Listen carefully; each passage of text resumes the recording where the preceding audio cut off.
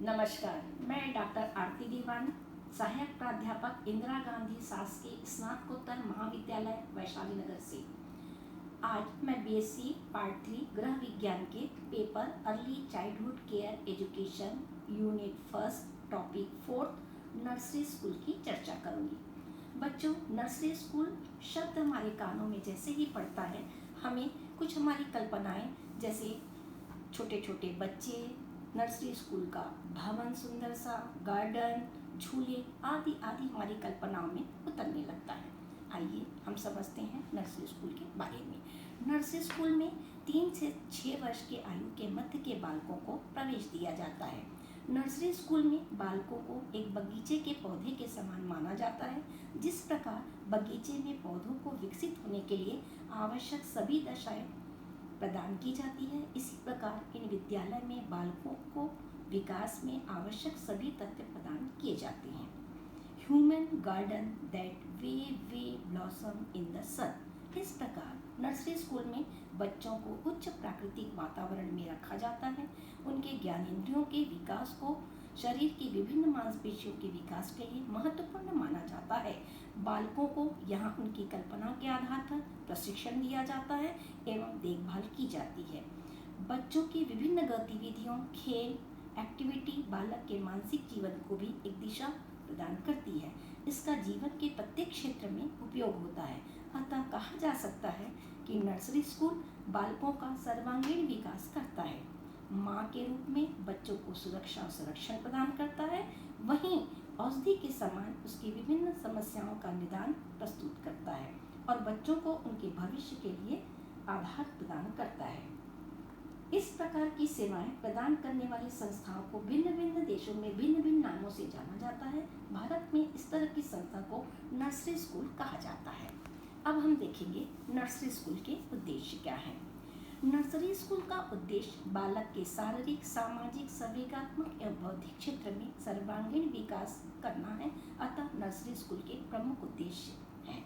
Number 1, nursery school का उद्देश्य बालक के उसके आसपास के वातावरण के संबंध में बौद्धिक जिज्ञासा को प्रोत्साहित करना एवं वह जहाँ रहता है उसे समझने में सहायता प्रदान करना एवं बालक को परीक्षण, निरीक्षण एवं प्रयोग करने के अवसर देकर नई रुचियाँ उत्पन्न करना एवं उत्साहित करना है। दूसरा उद्देश्य है, नर्सरी स्कूल में शिक्षा का एक उद्देश्य बालकों में संवेगात्मक परिपक्वता का विकास करना भी है।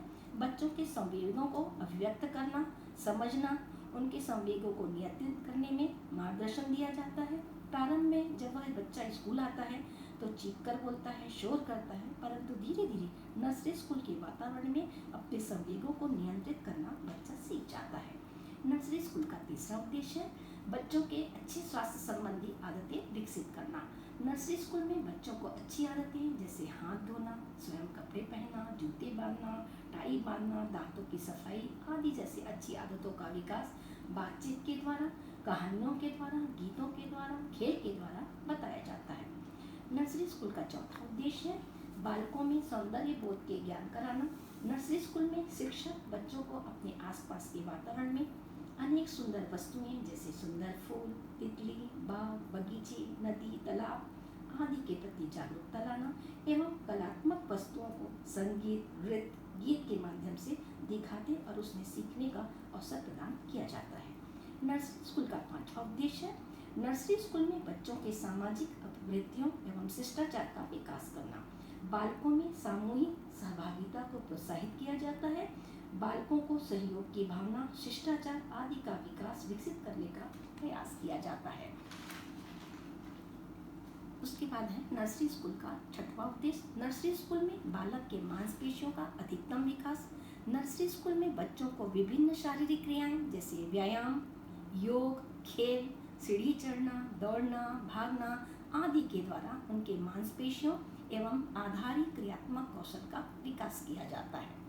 अगला उद्देश्य है बालकों के सृजनात्मक विकास के लिए अवसर प्रदान करना। नर्सरी स्कूल में बच्चों की रुचि के अनुसार खेल, नृत्य, संगीत, पेंटिंग, ड्राइंग, नाटक, गीत के माध्यम से उसके रचनात्मक कलाओं को स्वतंत्र एवं प्रोत्साहन के द्वारा रचनात्मक अवसर प्रदान किए जाते हैं। इसके अलावा बालक इनके माध्यम से अपने संवेग अपने संवेग जैसे स्नेह, तनाव, दबाव, क्रोध आदि को भी अभिव्यक्त करता है।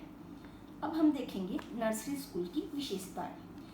नर्सरी स्कूल की पहली विशेषता है एक आदर्श नर्सरी स्कूल में बालकों के देखरेख तथा शिक्षण में खेल, खिलौने, विभिन्न क्रियाकलापों के माध्यम से अर्जित होने वाले अनुभवों को आधार बनाया जाता है।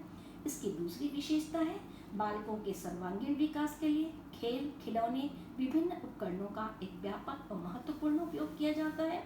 नर्सरी स्कूल की तीसरी विशेषता है एक आदर्श नर्सरी स्कूल का भवन प्राकृतिक सौंदर्य युक्त हो, खुला हो, हवादार हो और खेल के मैदान भी होने चाहिए।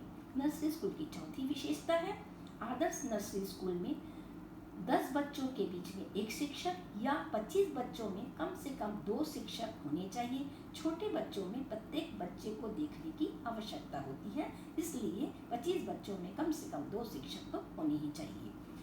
पांचवी विशेषता है अच्छी नर्सरी स्कूल में बाह्य खेल और आंतरिक खेल की सुविधा हो, क्योंकि इस उम्र में बच्चों को खेल अधिक प्रिय होते हैं।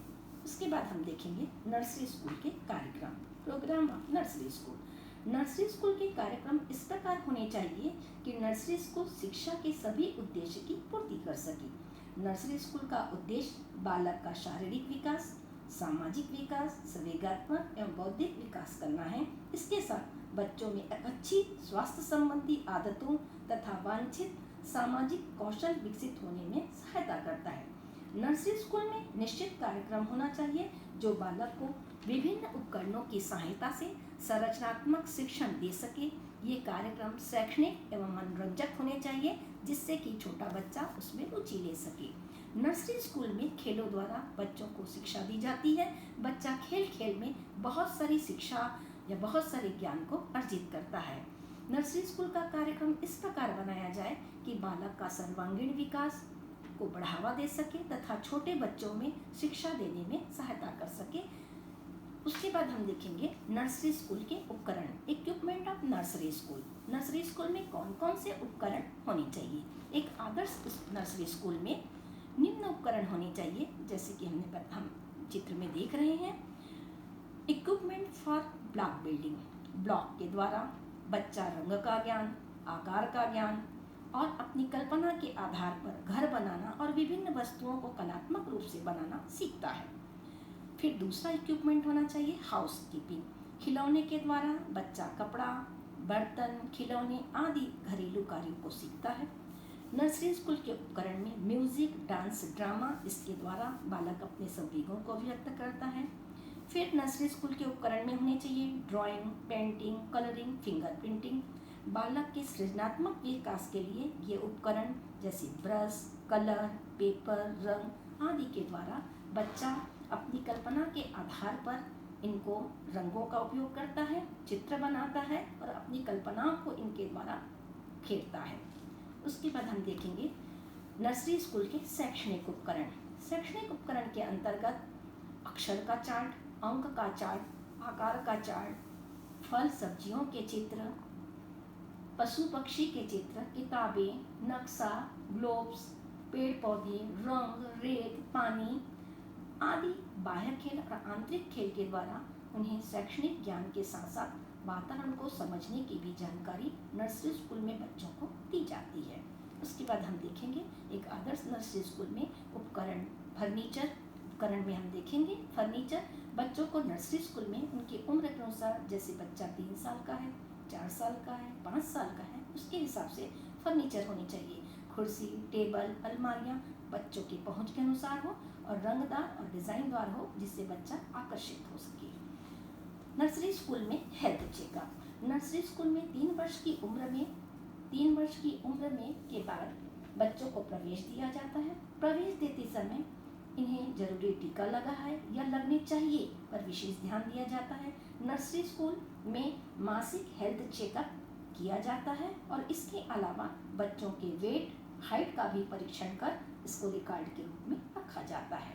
अगला एक आदर्श नर्सरी स्कूल में प्रोग्रेस रिपोर्ट। ये आदर्श नर्सरी स्कूल में प्रोग्रेस रिपोर्ट भी बनाई जाती है। नर्सरी स्कूल में बालक के physical activity, mental activity, social activity के अलावा उसके ओवरऑल एक्टिविटी का भी प्रोग्रेस रिकॉर्ड रखा जाता है जिसकी जानकारी अभिभावकों को भी दी जाती है।